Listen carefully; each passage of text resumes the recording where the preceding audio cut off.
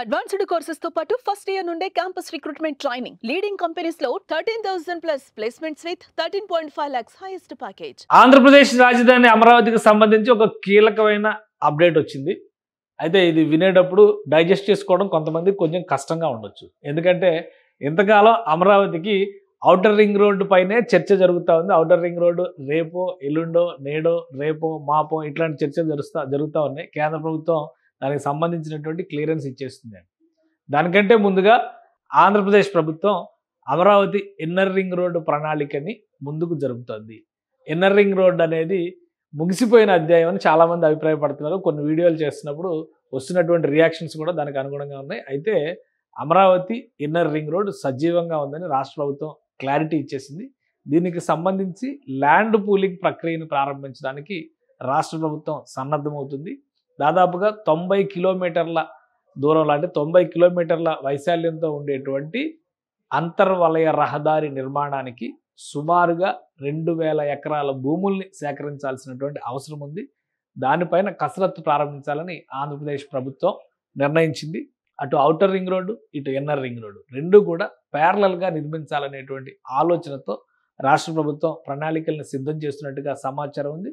దీని గురించి ఏపీసీఆర్డీఏకి ఇప్పటికే ఆదేశాలు అందినట్టుగా తెలుస్తుంది. ఈ క్రమంలోనే ల్యాండ్ పూలింగ్ని ఎక్కడ నుంచి ఎలా ఎప్పుడు మొదలు పెట్టాలనే అంశం పైన ఏపీసీఆర్డీఏ కసరత్తు ప్రారంభించినట్టుగా తెలుస్తుంది.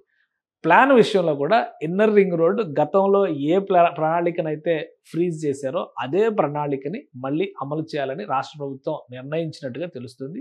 పాత ప్రణాళిక ఏంటి, ఇన్నర్ రింగ్ రోడ్డు వస్తే పరిణామాలు ఏ విధంగా ఉండొచ్చు, ఈ అంశాలను విశ్లేషించేటువంటి ప్రయత్నం చేద్దాం. ఆంధ్రప్రదేశ్కి సంబంధించి ఇన్నర్ రింగ్ రోడ్డు ప్రణాళిక ఇది గతంలో తయారు చేసినది. యాక్చువల్గా అప్పట్లో రాష్ట్ర ప్రభుత్వం జైకా లాంటి సంస్థల సహకారంతో ఈ ఇన్నర్ రింగ్ రోడ్ నిర్మించాలనేటువంటి అంటే ఆర్థిక వనరులు సమకూర్చుకోవడం ద్వారా ఈ రింగ్ రోడ్ నిర్మించాలనేటువంటి నిర్ణయానికి వచ్చింది. అప్పుడు 2 ఫేజులుగా దీని నిర్మాణాన్ని చేపట్టాలని చెప్పని భావించారు. ఒకసారి మనం చూస్తే ఈ బ్లూ లైన్ మొత్తం కూడా phase 1 inner ring road phase 1, అలానే ఈ వైలెట్ కలర్లో ఉన్న రంగు ఇదంతా కూడా ఇన్నర్ రింగ్ రోడ్ ఫేజ్ 2. ఎందుకంటే ఈ మార్గంలో కొండపల్లికి సంబంధించినటువంటి అటవీ క్షేత్రాలు వస్తాయి కాబట్టి దాన్ని దృష్టిలో ఉంచుకొని అక్కడ భూసేకరణ నిర్మాణ ప్రణాళికని ఫేజ్ 2గా అప్పట్లో డిజైన్ చేసుకున్నారు. ఇక ఫేజ్ 1కి వచ్చేసరికి దాదాపుగా ఒక సెమీ సర్కిల్ అమరావతి నుంచి విజయవాడ శివారు ప్రాంతం వరకు డిజైన్ చేశారు.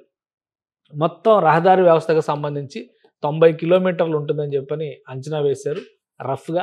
ఇదే ప్రణాళిక ప్రకారం కనుక ఇప్పుడు భూసేకరణ ప్రారంభిస్తే సుమారు 2,100 ఎకరాల వరకు భూముల్ని సేకరించాల్సినటువంటి అవసరం ఉంటుంది. అలానే నిర్మాణ ప్రణాళిక విషయంలో అంటే ఇటు అమరావతి ఫస్ట్ ఒక సిటీ అవుతుంది, ఈ పక్కన చూస్తే విజయవాడ రెండో మెగా సిటీ అవుతుంది. ఈ 2 సిటీలతో పాటు తాడేపల్లి మంగళగిరి కార్పొరేషన్ ఉంది ఇక్కడ, ఇది కూడా ఇన్నర్ రింగ్ రోడ్ పరిధిలోకి వస్తుంది. అంటే ఈ బ్లూ లైన్ పరిధిలో ఉన్న ప్రాంతం అంతా కూడా ఇన్నర్ రింగ్ రోడ్ అవుతుంది. ఈ క్రమంలో మరొక 2 వంతెనలు కృష్ణానది పైన వస్తాయి. ఇటు వెస్ట్ సైడ్ ఒక వంతెన వస్తుంది, ఇటు ఈస్ట్ సైడ్ మరొక వంతెన వస్తుంది. సో ఇది ప్రణాళిక. సుమారుగా అప్పట్లో వేసినటువంటి అంచనాల ప్రకారం 10,000 కోట్ల రూపాయల నుంచి 12,000 కోట్ల రూపాయల వరకు ఖర్చు అవుతాయని చెప్పని భావించారు. అయితే జాప్యం జరిగింది. 2018లో పనులు మొదలు కావాల్సింది. కొత్త ప్రభుత్వం వచ్చిన తర్వాత 2019లో వైఎస్ జగన్మోహన్ రెడ్డి ప్రభుత్వం వచ్చిన తర్వాత మొత్తం అమరావతిని అటకెక్కించినటువంటి పరిస్థితి. ఇన్నర్ రింగ్ రోడ్లో కూడా కుంభకోణం జరిగింది, స్కామ్ జరిగింది అని చెప్పని దానిలో ఇంటర్నల్గా జరిగినటువంటి ల్యాండ్లకు సంబంధించి భూములకు సంబంధించినటువంటి క్రయ విక్రయాల్లో ఇన్సైడర్ ట్రేడింగ్ జరిగిందనేటువంటి ఆరోపణలతో ఈ ప్రాజెక్టును పూర్తిగా ఆపేశారు. దాంతో ఫండింగ్ చేసేటువంటి విషయంలో కూడా ఎవరు ముందుకు వచ్చేటువంటి పరిస్థితి లేకుండా పోయింది. సో మొత్తం మీద ప్రాజెక్ట్ ఆగిపోయింది. సో అది అప్పటి పరిస్థితి. తర్వాత ఇప్పుడు కూటమి ప్రభుత్వం వచ్చిన తర్వాత ఇన్నర్ రింగ్ రోడ్ అవసరం లేదు, ఎందుకంటే వెస్ట్ బైపాస్ రోడ్ అనేది ఒకటి రెడీ అయిపోయింది. మళ్ళీ ఈస్ట్ బైపాస్ రోడ్ని కూడా నిర్మించుకుంటే అదే ఇన్నర్ రింగ్ రోడ్గా సరిపెట్టడానికి అవకాశం ఉంటుంది. అయితే వెస్ట్ బైపాస్కి ఈస్ట్ బైపాస్కి దీనికి ఉన్నటువంటి తేడాను విశ్లేషించేటువంటి క్రమంలో వెస్ట్ బైపాస్ ఇలా సిటీ అమరావతి సిటీ మధ్యలో నుంచి వచ్చినటువంటి ఒక రహదారి వ్యవస్థ, దాన్ని దృష్టిలో పెట్టుకుని ఇప్పుడు రాష్ట్ర ప్రభుత్వం మరొక ప్రత్యామ్నాయ ప్రణాళికను సిద్ధం చేసుకుంది. అలానే వెస్ట్ బైపాస్ అనేటువంటి ప్రపోజల్ గతంలో కూడా ఉంది. కాకపోతే అప్పట్లో వెస్ట్ బైపాస్ని ఆపి ఇన్నర్ రింగ్ రోడ్ని చేపట్టాలనేటువంటి ఆలోచన రాష్ట్ర ప్రభుత్వం చేసింది. కానీ గత జగన్మోహన్ రెడ్డి ప్రభుత్వం ఇన్నర్ రింగ్ రోడ్డు లేదు, ఔటర్ రింగ్ రోడ్డు, అసలు అమరావతి లేదని చెప్పింది. కాబట్టి కేంద్ర ప్రభుత్వం తమ షెడ్యూల్ ప్రకారం 2021లో పనులు ప్రారంభించి వెస్ట్ బైపాస్ని దాదాపు ఇప్పుడు కంప్లీట్ చేస్తున్నటువంటి దశ. బహుశా జూన్ నాటికి పూర్తి స్థాయిలో ఆ ప్రాజెక్ట్ కంప్లీట్ అవుతుందని చెప్పని అందరూ ఆశిస్తున్నారు. కాబట్టి ఇప్పుడు ఈ అంశాలన్నింటినీ దృష్టిలో ఉంచుకొని లేటెస్ట్గా ఔటర్ రింగ్ రోడ్డుకు సంబంధించి ఇచ్చినటువంటి ప్రపోజల్స్లో కూడా చాలా క్లియర్గా రాష్ట్ర ప్రభుత్వం ఇన్నర్ రింగ్ రోడ్డు ప్రతిపాదనని సజీవంగా ఉంచింది. ఇన్నర్ రింగ్ రోడ్డుతో మరొక కాంట్రాస్ట్ ఏది జరగకుండా ఉండేలాగే ఇది ఈ మధ్య కాలంలో ఔటర్ రింగ్ రోడ్డుకు సంబంధించినటువంటి ప్రణాళిక. ఈ రెడ్ కలర్లో కనిపిస్తుందంతానేమో ఔటర్ రింగ్ రోడ్డు, ఇక్కడ ఈ రెడ్ కలర్లో ఉన్నంతా కూడా ఓఆర్ఆర్, అలానే ఈ మధ్యలో బ్లూ కలర్లో ఉన్నంతా ఐఆర్ఆర్, ఈ పింక్ కలర్లో ఉన్నది వెస్ట్ బైపాస్ రోడ్డు. సో ఈ వెస్ట్ బైపాస్తో సంబంధం లేకుండా మళ్ళీ ఒక ప్రణాళిక ప్రకారం ఇన్నర్ రింగ్ రోడ్ వెళ్లాల్సిందే. మరొకటి ఏంటంటే ఈ డాట్ సర్కిల్లో ఉన్నది ఏంటంటే east bypass road. East bypass road ఒకవేళ భవిష్యత్తులో వస్తుందా లేదా అనేది ప్రస్తుతానికి సమాధానం లేని ప్రశ్న కాబట్టి దాన్ని పక్కన పెడదాం.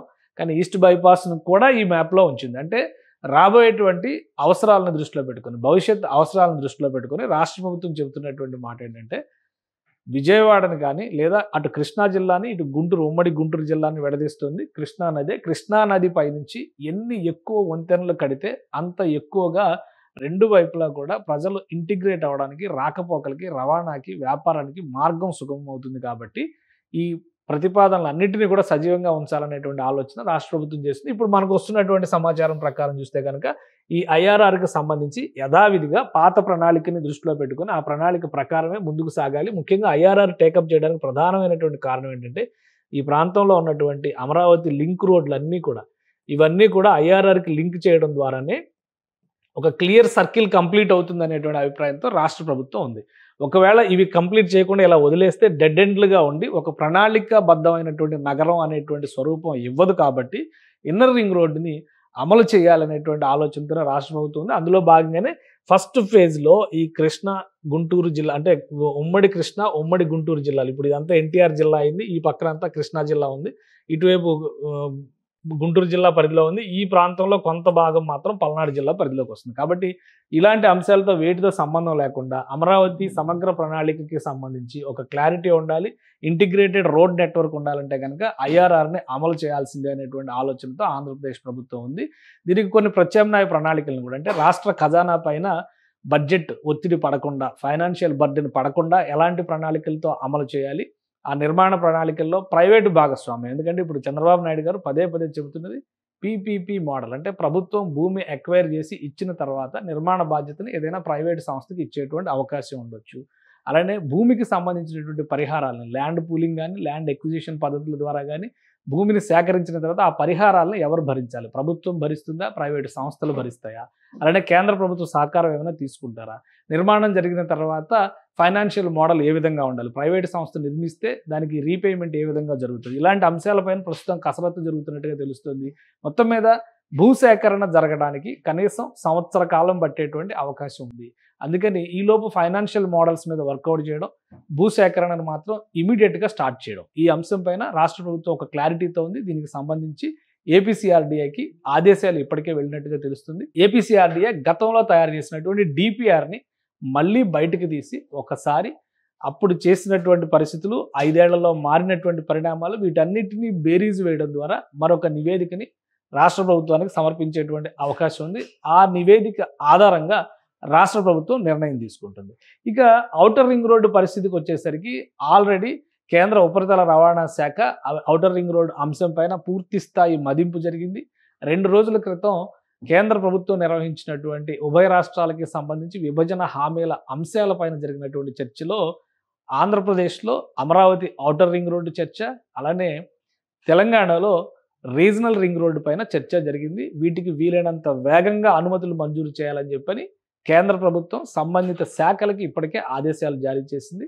ఆంధ్రప్రదేశ్లో మెట్రో రైలుకి సంబంధించినటువంటి అంశం, అలానే రైల్వే జోన్కి సంబంధించినటువంటి అంశం, ఇక్కడ అమరావతి రైల్వే లైన్, కొత్త రైల్వే లైన్కి సంబంధించినటువంటి అంశాన్ని కూడా వీలైనంత వేగంగా ఆ ప్రాజెక్టుల పనులు ప్రారంభించాలి, పూర్తి చేయాలనేటువంటి సంకేతాలను కేంద్ర ప్రభుత్వం ఇప్పించింది. కాబట్టి అమరావతి ఔటర్ రింగ్ రోడ్ అనేటువంటి ప్రణాళిక యథాతథంగా కేంద్ర ప్రభుత్వం ఇచ్చేటువంటి ఆదేశాలకు అనుగుణంగా కేంద్ర ప్రభుత్వమే పూర్తి స్థాయిలో ఫైనాన్షియల్ బర్డెన్ కూడా కేంద్ర ప్రభుత్వమే తీసుకుని నిర్మిస్తుంది. ఇక ఇన్నర్ రింగ్ రోడ్డుకు సంబంధించినటువంటి ప్రణాళిక బాధ్యతని రాష్ట్ర ప్రభుత్వం తీసుకుంటుంది. ఫైనాన్షియల్ ఇన్స్టిట్యూషన్స్, ప్రైవేట్ కంపెనీల భాగస్వామ్యంతో రాష్ట్ర ప్రభుత్వం దీన్ని పూర్తి చేసేటువంటి అవకాశం ఉంది. గతంలో రూపొందించినటువంటి డిపిఆర్ పూర్తి స్థాయి నివేదిక కూడా మన దగ్గర ఉంది. కానీ అన్ని విషయాలు ఒకేసారి చెప్తే డైజెస్ట్ చేసుకోవడం కష్టం కాబట్టి అమరావతి ఇన్నర్ రింగ్ రోడ్డు ప్రతిపాదన సజీవంగా ఉంది. రాష్ట్ర ప్రభుత్వం ఆ దిశగా చర్యలు చేపడుతుంది. ఏడాదిలోగా ల్యాండ్ ఎక్విజిషన్ లేదా ల్యాండ్ పూలింగ్ కంప్లీట్ చేసిన తర్వాత 2 ఏళ్ల టార్గెట్తో అటు ఔటర్ రింగ్ రోడ్ని ఇటు ఇన్నర్ రింగ్ రోడ్ని కూడా సమాంతరంగా నిర్మించేటువంటి ప్రణాళికని ఆంధ్రప్రదేశ్ ప్రభుత్వం తీసుకునేటువంటి అవకాశాలు చాలా స్పష్టంగా కనిపిస్తున్నాయి.